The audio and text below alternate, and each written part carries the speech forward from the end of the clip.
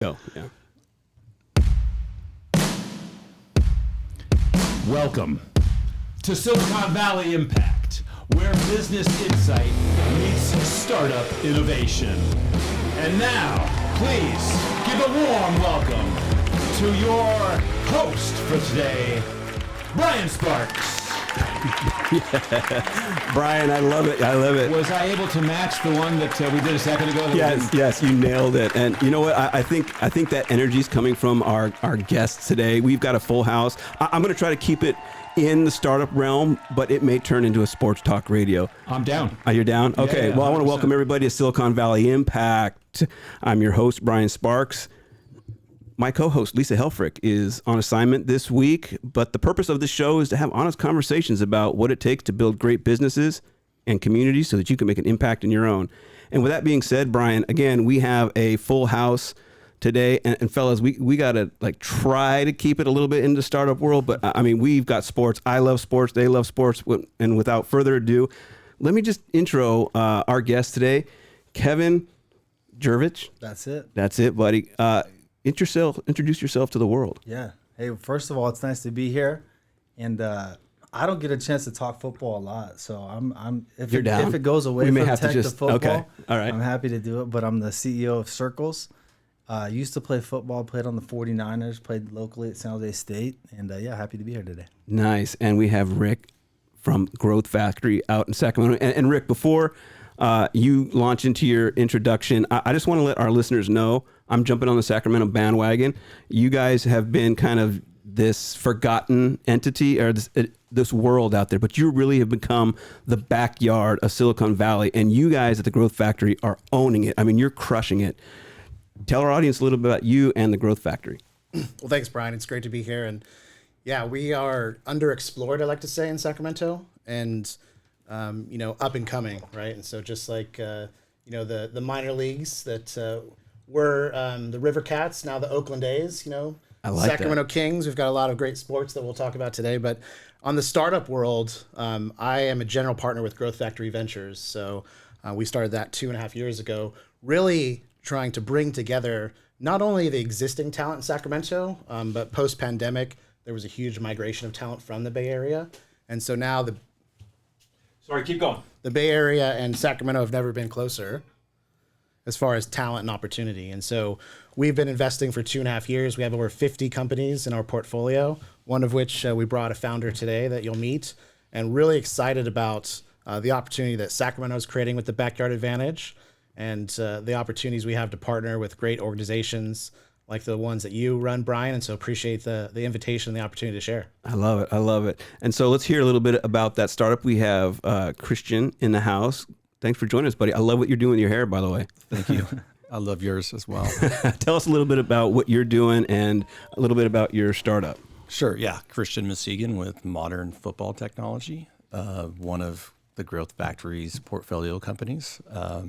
What we have brought to market is a way to modernize an existing process of taking pen and paper play charting and play result notes and digitizing it into a touchscreen that gives coaches a dominant play calling advantage on the field and saves them time as well. Now, where were you when you came up with that idea? Were you drawing plays in the dirt and said, look, there's got to be a better way. Give me my iPad. How did that come about? I think anyone on a coaching staff has tried in one way or another to move beyond pen and paper, whether it's Excel or another approach.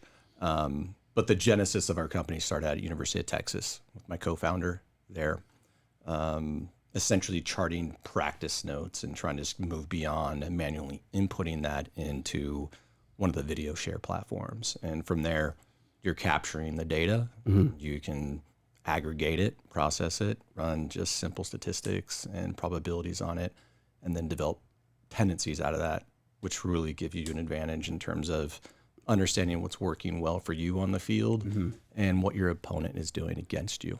Nice.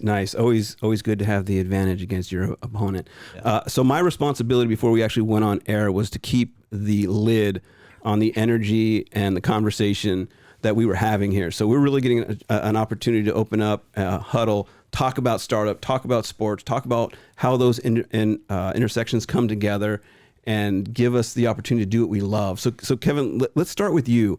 Take us back a little bit. You have your experience in football. Tell us about that. What we're going to really kind of focus on, what you and I were talking about earlier, is those pivot points in your life, because you went from the identity of professional sports all your life playing, and then you pivoted into finance. You then went to the startup world. You tackled. You're great. I mean, I don't know if you want to talk about this, but you're great at marketing.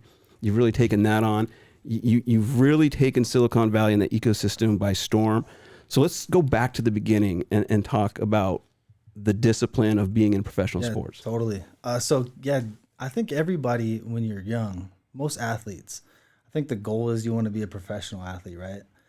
And the way that you get there, just like anything in life, now that I've been in finance and now in tech, it's about consistency. It's about showing up every day. Mm-hmm. And the same habits, the same things that were making me successful in football, it's the same playbook.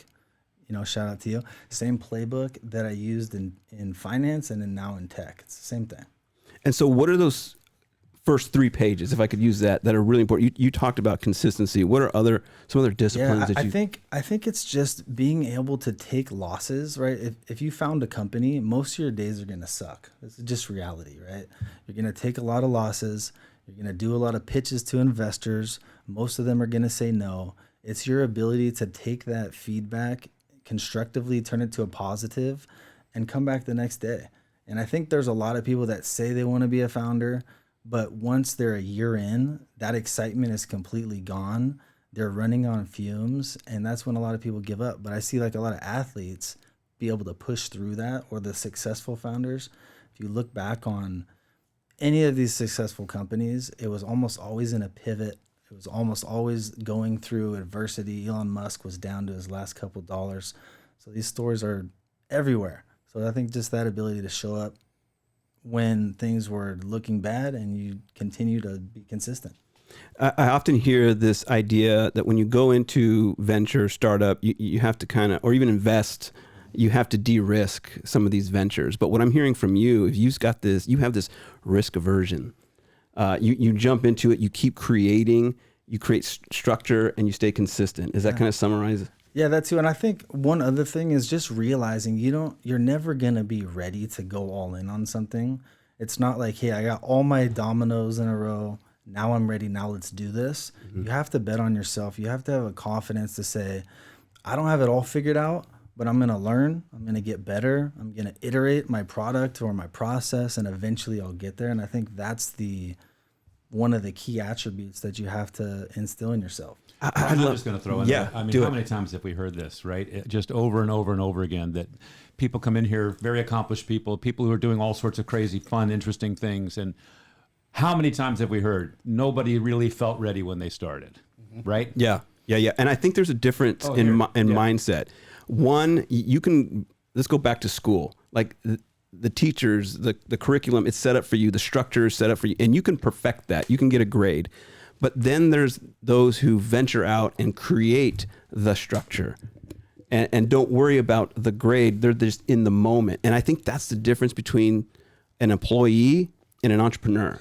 Yeah, what Kevin's saying is really important about this challenge and leaning into the challenge, right? Because you don't know what the future is going to look like. You're creating the future. Mm-hmm. And I think there's so much of the mythology, especially in Silicon Valley, about, I'm going to be the next unicorn. And, we talk about all these success stories, and we don't talk about the companies that didn't succeed. Mm-hmm. But what did those founders learn? Some of those founders learn massive lessons, and they come back and they're even stronger. Just like an athlete who loses that championship game and they say, what did I learn from that game that I'm going to take and apply and become a better athlete, a better team member, and move forward with that? And so, I think it's really important to look at this entrepreneurial journey and say, and we as investors are looking for a couple of things that are really important. One is a founder market fit. So someone who's passionate about the connection with that problem that they're solving. It's not just a job. It's not just a way of making money. But that ability to be humble, to learn, to adapt, to be a great recruiter, and to build a team.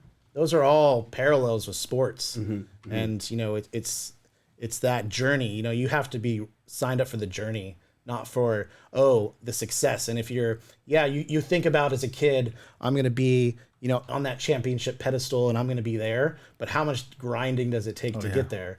And that's what you have to be focused on, is that I may not win the championship this year or in 10 years or in 20 years. I don't know when, but these are all the steps I'm going to take. I'm going to be intentional about it, and I'm going to enjoy the journey, right? Because as Kevin said, many days are going to be super hard, incredibly challenging, and they're going to make you question, do I want to keep going? And if you're focused on the journey and the end result and learning every day, that's where we see successful entrepreneurs. So you talk about product market fit, and I'm going to pitch this back to you, Kevin. Talk about product market fit, founder fit, or founder market fit. Founder market fit. You kind of blend. I call it founder fit. So we're saying the same thing.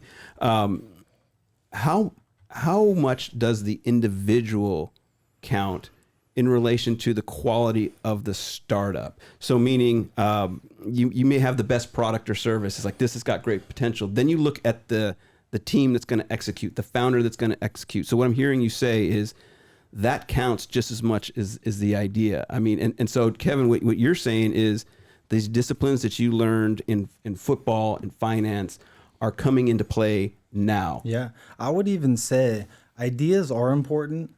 I would actually say, though, the people and the execution would trump the idea, because a lot of times your initial idea is actually never the idea.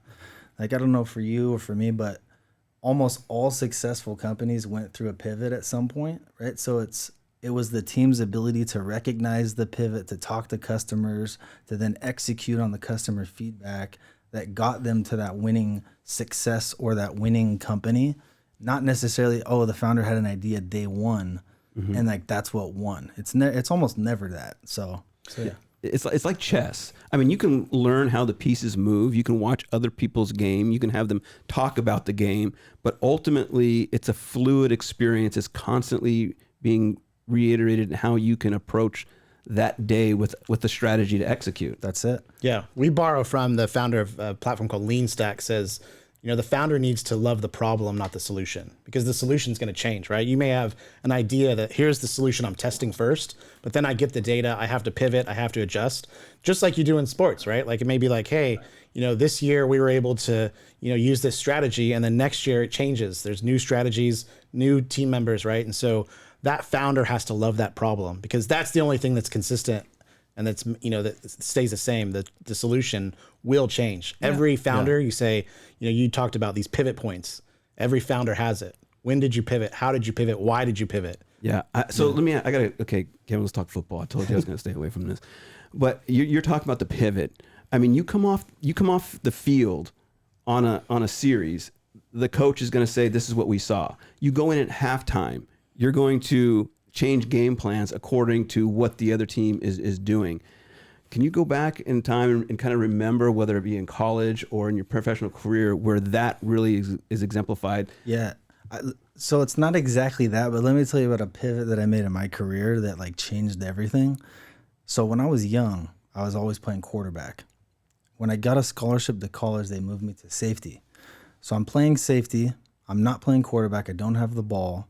So for 3 years, I didn't have the ball, right? So football is totally different. I'm like, this is not the game that I grew up playing, loving. Yeah. I then quit the team at San Jose State. I tell the coach, hey, I need to focus on school. This isn't for me. 3 years in college, practicing every day and not playing is a long time. That's a lot. Yeah. So after the couple months, I come back. I say, Coach, I want to come back on the team. You guys gave me a scholarship. I want to finish. I want to honor that. I don't care if I play 1 play, 100 plays, but I have one request. I want to play receiver. I want to have the ball in my hands. I want to score touchdowns. Now, this coaching staff wasn't the coaching staff that had recruited me. So they never knew that I even could play quarterback or had the ball, or could score or play offense, right? And so that was like, want to talk about a pivot, right? Going from safety, tackling people, to then saying, I'm going to play receiver. I'd never even played receiver ever since I was a little kid. And that first year, not just because of me, there was a lot of guys on our team. Our quarterback was amazing. Our offensive line was great. But I ended up breaking San Jose State's record for receiving the very first year, playing the position, I think with an attitude of just, I'm going to give it my all. I'm going to pivot to something that I know I can succeed in, even though I necessarily haven't proven it. And when I think about pivots in sports like that pivot then allowed me to play in the NFL, because if I didn't do that, maybe I never even played. I would call that perseverance, which Yeah. you hear a lot, that word in football. And you go from having the ball in your hands every play in high school to then moving to defense and not getting on the field. And then going through 3 years of that, of, not playing and then sticking through it. Yep. And then back on the field and breaking that record. That's part of that roller coaster, that emotional roller coaster of getting through a startup where you have good days and bad days. And that's probably where we all learn it. Totally. And I think like 3 years sounds like, oh, it's not that much, right? 3 years in football when you're getting crushed and you got double days and you're lifting at 5 a.m. and your friends are having success, but you're not. Like there's a lot that goes into those 3 years. So you went from, I mean, again, if I can keep drawing parallels, you went from working for someone else. In other words, the coach was telling you where you were going to play. You then, in your last season, called your own shot. You then went to the entrepreneur and said, this is what I want to do, and created it. It wasn't working the other way, right? Yeah. Like it wasn't working for me. It wasn't working for the team. And I think here's the other thing too.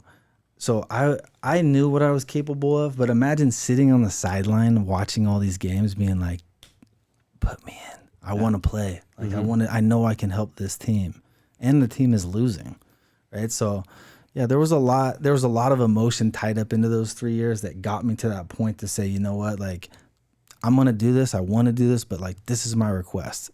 And I think he probably saw the look in my face and said, oh, well, we got nothing to lose with this kid. So let's give it a shot. Yeah, that's hard. Just being on the sideline and it's just about believing in yourself. Yeah. And same with startups. That's You the have to be difference maker, all I in. think. Well, and it's seeing that opportunity, right? You had to take that risk and you had to pitch, I can be an offensive player. I want to be an offensive player. And, I think before we go, to a full sports show, maybe I'll share an entrepreneur story about a similar experience, how I got into entrepreneurship, because, a lot of people say, how do you become an entrepreneur? How do you become a venture capitalist? I went to college. Christian and I actually went to the same school in Southern California, Cal Lutheran, and that's where we met. But I joined my first startup when I was 18, a sophomore in college, and just by chance, a friend was going to interview. I joined him, and I was employee number 10 of a fast-growing media company. And I had no idea. My parents were blue-collar workers. I didn't even know how to spell entrepreneur. But I went in there, and because I was employee number 10, the founder always had an open door for me and said, hey, I'll mentor you. I'll help you. I'm interested in your success. And I was doing that part-time through college. When I graduated, I thought I was going to go on to be in the FBI. And so I was studying psychology, and, I saw an opportunity. I'm like, oh, they said, you can manage people in a call center. I did it for 2 weeks and I said, this sucks. I can't do that. Yeah. And so I walked in with no plan, unfortunately. So one comment is have a plan, entrepreneurs, the best you can. But I walked in to the founder's office and I said, you could take my talent and apply it differently. And he goes, what could you do? And so I created this assessment profile to reduce employee turnover, right? I didn't have the experience, but I had the interest in it. I was passionate about it. And I was able to turn around their turnover from 300% to less than 100%. And that was my first entrepreneurial experience. But I think these things are coming up, like you have to be open-minded. Yeah, you have to be perseverant, but you have to be looking for, how do I pivot? Is it that pitch? Is my customer changing? All these things, is the tech world changing? All of these things are dynamic, right? And that's, I think the beautiful parallel with football is that it's such a dynamic sport. Every play, there's so many different new variables. And I think that's what entrepreneur has to think about in the startup world, is every day when they show up on the field, there's going to be new variables. And how do they adapt and adjust to those? I want to flag so many at this, and I'm not going to do it. I want to flag so many character qualities within all of you and what you're talking about. But what I'm hearing now is we're talking about kind of the mindset, what it takes within the individual. Brian, once again, I just learned English. You're doing just fine, man. Okay, thanks. Yeah. All right, it's my coach right there.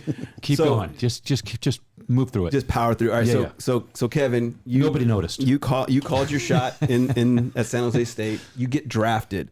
Now you're at another level. Talk a little bit about now competing at such a high level, because again, as a startup in Silicon Valley, you're now tasked to compete at another level. This isn't a lemonade stand. Not to say that San Jose State was a lemonade stand, but you're now at a professional level where you're making money. Yeah, it's funny. So as you're asking that question, I'm thinking about this, right? So when you walk into an NFL locker room, it's pretty. College there's like 100 guys on the team. NFL there's like 53, right? So even though I was probably one of the lowest men on the totem pole, quote, end quote, there's an amount of respect that everybody has for one another. And the thing that because they're in the room. They're in the room, right? But everybody has the story that I just told. Everybody has that story. Yeah. Right. So everybody went through something, was the best player at some point in their career, almost quit or did everyone didn't believe in them. And then all of a sudden they got a lucky break. They stayed healthy and now here they are. Right. And this is everybody's dream. So it's pretty cool. But the thing as you're asking that question, here's the parallel though. When I got into tech, I would look up to these founders thinking like, will I ever be as good as this person, right? Will I ever be as smart as that person? And the first probably 3 years being a founder, I just dedicated to learning because I didn't know anything about tech. I just came from finance. And I realized these people, they're not necessarily better than X, right? There's qualities about them. They're smart. They're taking chances. They're understanding things. They're seeing the future. So there are qualities about them. It was the same thing in the locker room though. Realizing that I can compete with these people. Even the people that my first pass I ever caught, I was playing for the Eagles, was from Michael Vick, right? So there's people like that you're like, okay, I'll never be that guy. Like that guy is insane. But there's other people that, yeah, like he's just maybe I do a lot of things maybe better than that guy does. So in Silicon Valley, there's this thing called the imposter syndrome that I think a lot of people talk about.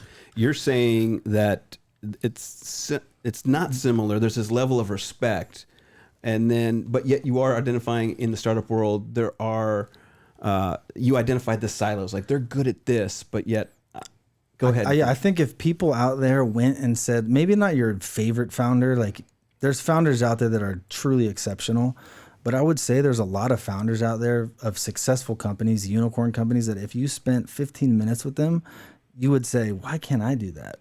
Yeah. You know, and they're everywhere. It's not just a one-off, and it's not to discredit their ability more than I would encourage other people. There's a lot of people out there doing more things with less than you actually have yourself. I deserve to be here and I'm worthy of being here, and whatever I don't know, I can learn. I love it. Perfect timing. All right. So what we've heard a lot on the show is that was Mercedes from last week. Yeah, I would give Mercedes credit. 16 years old. So what I'm hearing is get out and meet these people. A lot of our guests in our previous shows say go out and network, get to know what they know, and keep things in context. Don't bury yourself and don't put others on a pedestal, because there's two things. There's what they do well. It doesn't include everything, but yet everybody's kind of launching into this not knowing and learning. So there's that, how quick can you gather resources? Christians, are you reeling that when you launch your company? Yeah, and my analogy is, and I didn't play in the NFL, but you come from high school and you're all league, all district, and you walk into college and you're nobody. Everyone there is all league and all district, and you're starting from the bottom again, and you got to prove yourself. And I imagine that next step to the NFL is even more difficult. So when you're walking into this new endeavor, launching a startup, and you're seeing others that are who you would regard as very successful, great CEOs. Well, they started somewhere too at one point, and they went through the journey to get to where they're at now. And they've had that process to learn through different mistakes or wins and successes. And, that's why they're successful, because they persevered. Yeah. Can I add something to that too? So like this day and age, there's so much information out there online, right? You can tap into a couple podcasts. You could watch a YouTube video. You could literally learn, if you want to learn about project management, you can literally learn on YouTube from the very best. People and entrepreneurs from 20 years ago, information wasn't that readily available. So they made a ton of mistakes. We can literally tap into all that stuff in the internet and learn a ton. So I think if you want to be great at something, it's just a choice because the information is out there. Yeah, you have to have the mindset to start, right? And then I think you have to have your ask, right? So I think you said something that's really important, Kevin, is that, when you start as an entrepreneur, you have to know where you're at. When you show up to an NFL locker room and you're an NFL player, there's a level of respect because they all know that you've been through that process. You've all experienced 2-a-days. You've all experienced all the challenges. And so what is that initial ask, right? So if you're, one, have the mindset that you're learning first and always learning. And then I think many entrepreneurs think, I'm going to go talk to an investor about money. I just need I just need cash, and then I can make this so successful. But there's that saying, like, ask for money, get advice. Ask for advice, get money. And so if you show up and say, I'm here to learn, right? Like, I know my place. I'm just starting at the bottom, and I want to get to where you're at, and I want to learn as much as possible. Those founders want to pay it forward, right? The founders that have been successful, they want to invest in the next stage of founders, and that's what we focus on a lot at the Growth Factory. And so that's really important, is one, have the learning mindset, be humble. But with your ask, don't think it's just about raising money and all I need is that next check and then I'll be successful. How are you building that circle of mentors, advisors, team members? And that, in many cases, is more valuable than that dollar that an investor is going to write. And one other thing I'll add too, because it's really important, you mentioned the imposter syndrome. And because of my background in psychology, I want to give a shout out to Adam Grant, who has another great podcast. And, he's done research about this, and he says it's not a syndrome, right? It's not a diagnosis. It's not a defect. These are just imposter thoughts. And not only do we all have them, but the people that have more imposter thoughts, it's not a defect. They're challenging themselves regularly. And I think that's the DNA of entrepreneurs, that the reason they have so many imposter thoughts is because they're every day, just like an athlete, they're challenging themselves. Okay, I ran a 40 this fast. Here's my next goal, right? I lifted this much. Now here's my next goal, right? That constant challenge, that constant wanting to grind is what entrepreneurs have in their mindset, the successful ones. And so don't think of it as like, oh, I have a syndrome. And I'm think about it as I'm challenging myself. How do I surround myself by great people, learn as much as possible, and grow? Would you go ahead? I was going to ask, like, would you think humility is part of it? Understanding like, hey, I have more to learn in order to get to that next step. I think so, because just to kind of pile on to that is that internal imposter thoughts. It's that stress test. Is this what I'm thinking good enough? And it starts picking at that.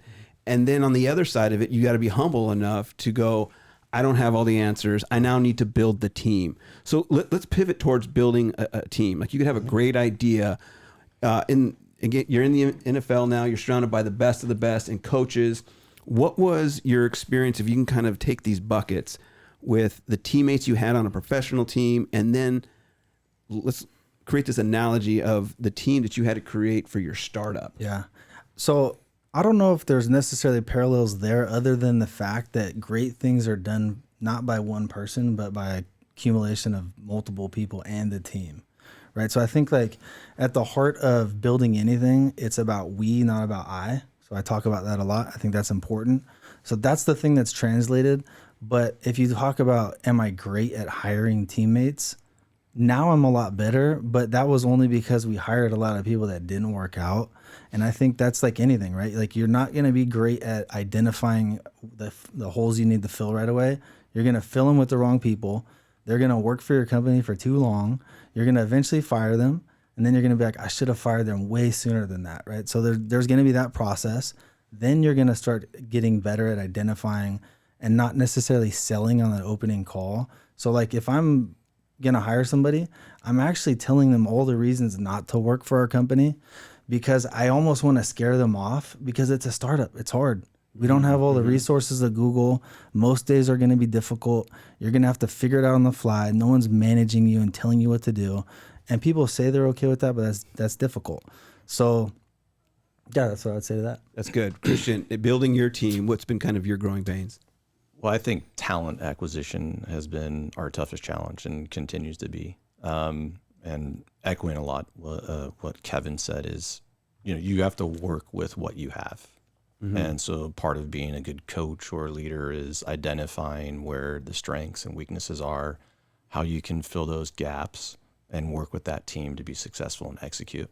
Because you're not going to get, the best players in every spot. You're going to have to work with what you got. Yeah. And it does take time to identify, your needs. Totally. Yeah. And one thing I would add to that is, like, you want to build your team with strengths that are your weaknesses, right? So if I'm non-technical, right? So there's a lot of founders out there that don't write code. That's what non-technical is.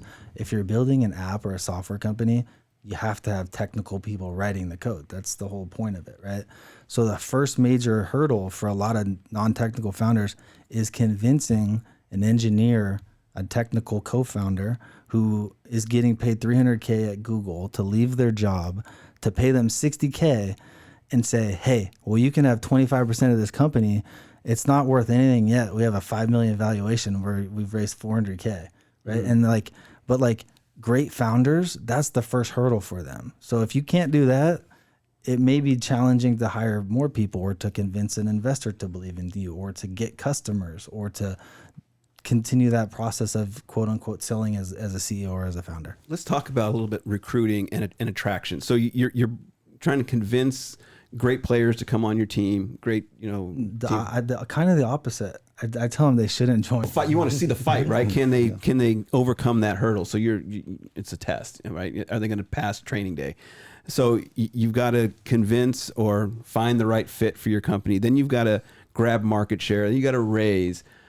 What kind of goes into the quality of the CEO or the founder in order to do all these things? Because again, you're looking now at business from a whole new perspective. What are some of the qualities you think resonate with Christian, you, as well as you, Kevin, and then what you look for, Rick, in a great company that can attract the market, attract funding, attract? What are those qualities? I would say hunger, more than anything else. Are they so eager and motivated to be a part of what we're doing because they believe in it, separate from me selling you on this idea? Yeah, and that plays into what he was saying. It's like their hunger to overcome those obstacles. Talk a little bit more about hunger, because I've heard Ray Dalio say that the three character qualities in a successful founder is hungry, humble, and smart. Yeah. So tell me more about hungry. I think it's primarily they want to be a part of your company. They believe in the vision, and you haven't had to sell it to them. And whether that's Kevin's spot on, whether that's convincing a engineer at Google to give up a $300,000 a year salary to join for $60,000, 25% of the company, that's a big decision to make. Mm-hmm. But they make that based on hunger. They make that based on believing in your vision for the company. And so if they are, I would say, actively taking actions to be a part of your company, emailing you constantly, mm-hmm. being very vocal and clear about, hey, I want to be a part of this, because they believe in that. So they're matching your energy. Yes. Yeah, because you have the passion for what you're doing. You want someone to come alongside you, not saying, what do I do next, coach? You're saying, no, we're in the trenches together. How do we fight this together? Yeah, and when it's your idea, you're going to be the most passionate about it. It's hard to find someone else as passionate as you are. It's your baby. Yeah. So find that person. Yeah, and sports carries that, right? Yeah, it's hard. You hit the nail on the head. You're never going to find somebody that is as passionate or going to work as hard as you. Like, maybe you will, but it's okay if they're 90% of the way there. But yeah, the other thing that I would add is, like, there's a lot of chaos in startups, right? So it doesn't matter if your title is, head of growth or like CTO. Your job specs are going to change every day. So one of the things that I really like to look for is just scrappiness, right? So like if we launch an app, we got to do all kinds of different growth tests to see what works. It's not the conventional, we're just going to run ads on Instagram and Facebook. Anybody can do that stuff. Who's going to come up with creative ideas? Who's going to print out QR codes and actually walk in the restaurants and bars and say, hey, here, scan this and we'll give you a free, like, that's the sort of scrappiness and kind of hands-on stuff that I like to look for. And then just really quickly, how we usually run things is, like, if we're bringing on an engineer, the team is small. There's only 6 of us. You can't afford to have a bad apple and 6 people. So I think, like, the fact that people can get along and you like talking to the person and you like engaging with them on a daily basis is super important, because the team is small.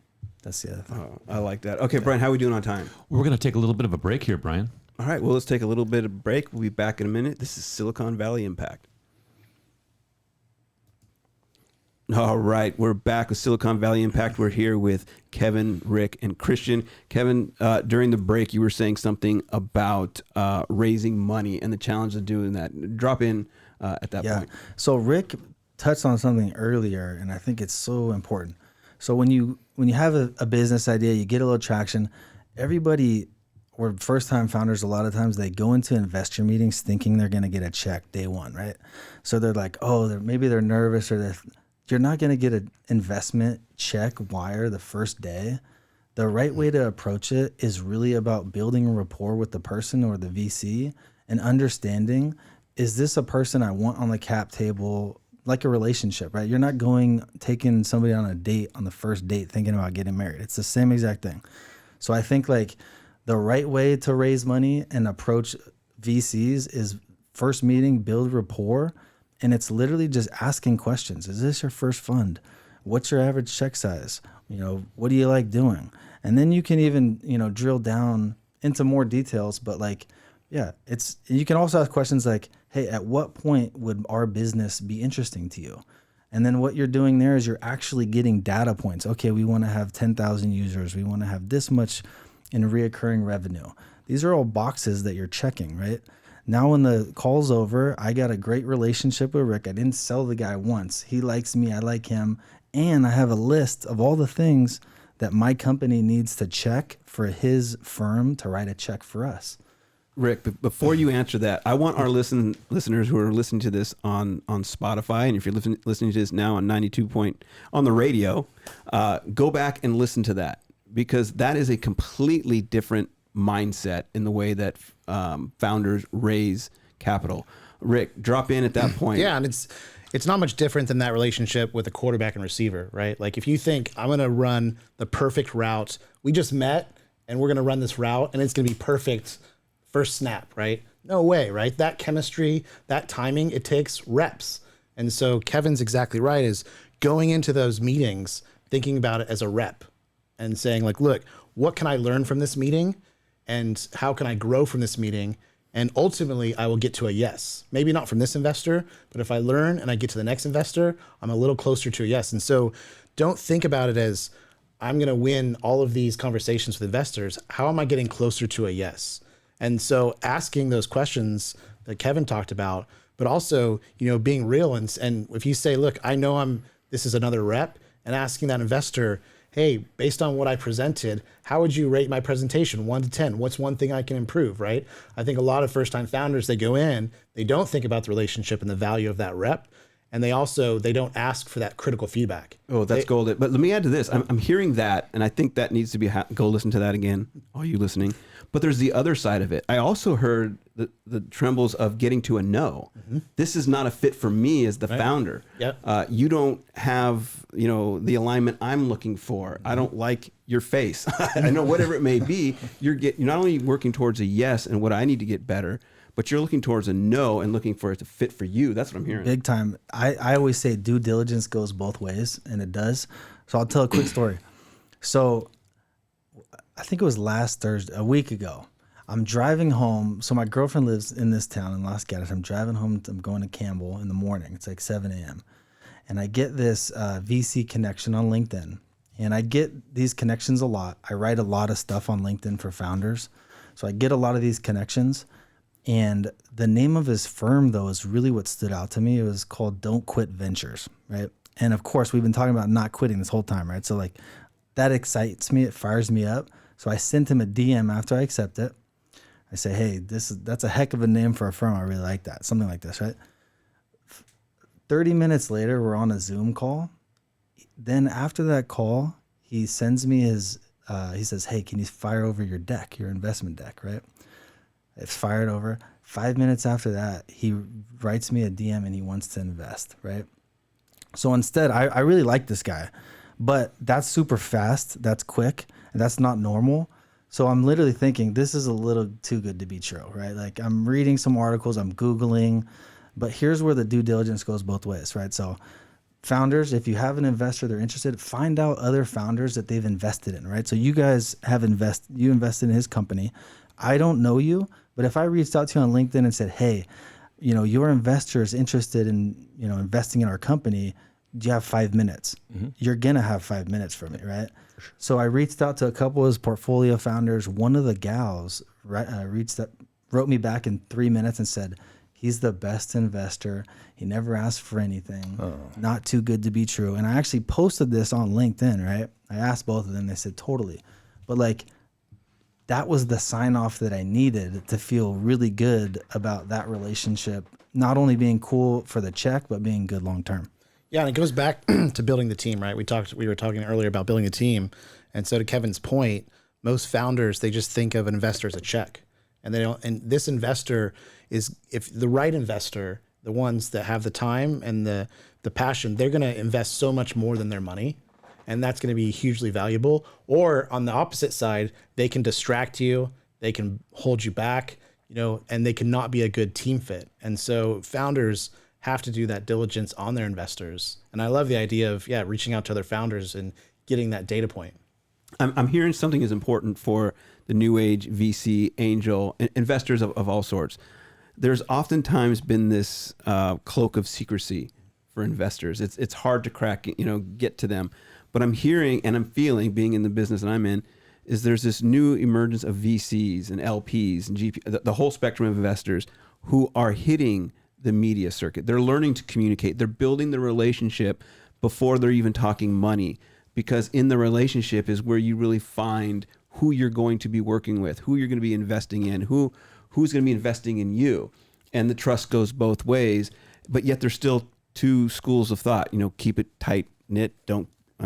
I invite people on the show all the time. They go, nope, it's not for me. But then there's the others who, like you, Rick, like, hey, when can I come on? I want to be on there with Kevin. And they're really out there. Is being having a marketing mindset, whether you're a founder or a VC, kind of the biggest play in terms of attracting the best teammates in the market? Well, I think just like a founder in a company, you have to have your differentiation story really clear. And investors the same way. And we've talked about this, Brian. How are you and I differentiating? And it's community, right? And so, Sand Hill Road used to be considered kind of like the Pentagon of everything's locked down. And that's where, all the investors are, but we don't know how it works. It's this black box. And so, the investors that are building these communities and saying, we're community first, right? Like, I want to help Kevin. I don't know if I'll ever write him a check, but today we have a relationship. Same thing with Christian. I didn't have to write him a check. I want to help him. And so the power of that community is differentiating these investors. And, just like powerful social media, that helps you grow. And as you grow your community, not only is that community more valuable, but you have, more resources to help the people in your portfolio. Okay. So a little bit, I heard someone who said, yeah, go ahead. Yeah.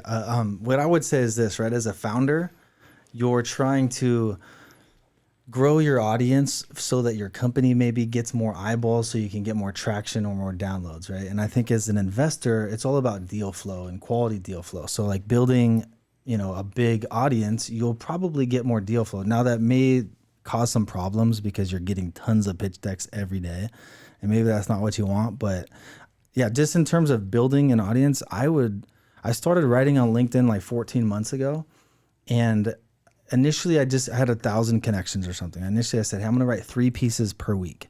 And I've kind of upped it now to like 4 or 5, but I've grown that audience to almost 60,000 in 1 year. And the amount of awesome connections and people and investors and team members.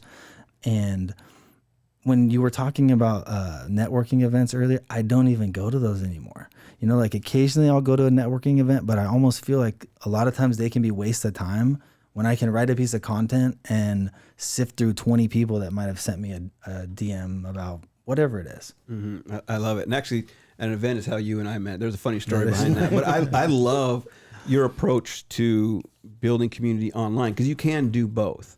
I know you've done it in a unique way. I don't know if that's a fit for everybody, but it's working well for you. I think it should be a fit for literally almost every founder, because it's not about me. I never write anything about me really, or our company. Occasionally I'll sprinkle stuff in. Like, how hard it is being a founder, right? It's like, It's one of the hardest jobs ever. Everything I write is to encourage or inspire other founders, because there's a lot of us out there and we all need help.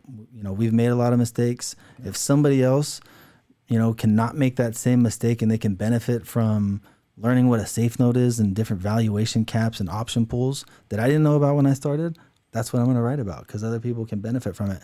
And then, when you have a product launch like we did a couple weeks ago, you mention something and you get tons of likes because you've been giving and not asking. I love it. Talk a little bit about your go-to-market strategy, Christian, and what has been your approach to getting the attention? Yeah, so I would say ours is a bit unique given the industry we're in, selling to football coaches. There is a lot of work that we need to do on the LinkedIn side of things for the investor community, but that's not where our customers are. Practically none of them are on LinkedIn. So our strategy was to follow like an anchor customer approach of getting the big names, because there's a real strong network effect within the community of football coaches and the industry itself. So, if we sign Bishop Gorman or St. John Bosco, everyone's going to take a look. Okay, whatever these guys are doing, some of the best coaches in the sport are buying this product. There must be something there. How do you compete at that level though? Because it's not like you're going to B2C and you can just kind of spray the market and see who adopts it. You go after, like, there's the whale and they're getting approached all the time. How do you break through the noise and capture those specific customers? Well, I think we've been lucky. You could say lucky and smart about nailing product market fit. Like our product really delivers value, no question. And to be able to get in front of a coach and show them what we do, the choice is fairly easy to make. There's a lot of value that you get out in return. And so our marketing strategy, our go-to-market strategy has been very capital efficient. We haven't needed to invest much because of the network effect. And so we land that one whale, and it kind of just is a tipping point from there. Talk a little bit about, before we get too much into that, talk a little bit about the value that your product is bringing. I'm really curious how you've curated that and presented to the market. Sure. So there's two clear value propositions that we really just nail. So we're going to give you a dominant play calling advantage on the field. You're going to be able to see what plays are successful for you and what your opponent's doing against you, whether it's offense or defense. So in real time, like if you're running a certain play, you can see what the defense was set up in and what they ran. Exactly. To counter that. That's cool. I can give you real time self scout and opponent defensive data and vice versa. So whether it's a personnel formation grouping or a play concept, run or pass, I can tell you how efficient, successful those plays are. Was this from a camera to be able to see where all the defenders are located? No, not yet. No camera is able to track, I would say, the nuances of the sport itself in football. Like, how do you determine like inside zone versus a duo, which is like slide blocking, right? Small things. We're getting technical here, but that's the primary value proposition of giving you a play calling edge using tendencies of your opponent and your own, seeing your own tendencies. The second is just increasing productivity. So what was a manual process that you would do has now been digitized. So we save you 8 to 10 hours a week. So give me an example. It's like 2nd and 10 and the defense is in a zone. How is the coach and the quarterback who's executing this play getting this information and it's being utilized? Yeah, so existing behavior is they would be charting plays on paper, and you'd ask me, hey, what are they doing on 2nd and short on this side of the field? And I'd kind of sift through and give you an idea. Mm-hmm. And it's a rough, intuitive idea. So we sort of take the definitive or the intuitive and put it into the definitive. So as it's being tracked during the game, you have real play results, real numbers to work off of. So if you ask me, hey, what are they doing in this situation or what looks good? I'll tell you exactly what works best. And can I chime in about something? Sure. So he mentioned Bishop Gorman and the Bosco. So these are like the two probably premier, I'd say, modern day too, the premier high school in the state of California and in Nevada. One also thing that I think is the tendencies that college and professional coaches show, they change week to week. Yeah. Right. So the things that you're talking about and at the high school level, it's still super valuable. But as you go higher, defensive coordinators are moving away from tendencies and every game is a totally different game plan. Yep. So like this sort of technology in the game, like after the first drive, they're going to be like, okay, they were usually running this, but they're running something completely different. What are they running? Correct. We do offer the ability to put in historical data. so you can see if there's any deviation from that. But when you're a really good team, other teams are going to show up and give you completely different looks that you didn't expect. So a lot of times the historical data is not very useful. You need that real-time in-game data. Now, is this just football, or could you do it in baseball in a pitching situation?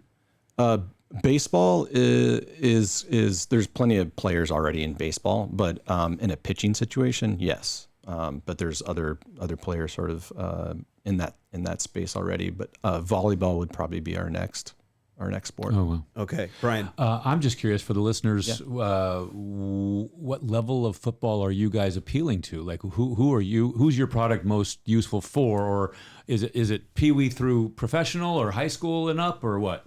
So we have the Montreal Alouettes in the CFL, so technically pro customers. We have a few Power 5 customers in the collegiate level, and then a lot of high school customers. So it's pro to high school.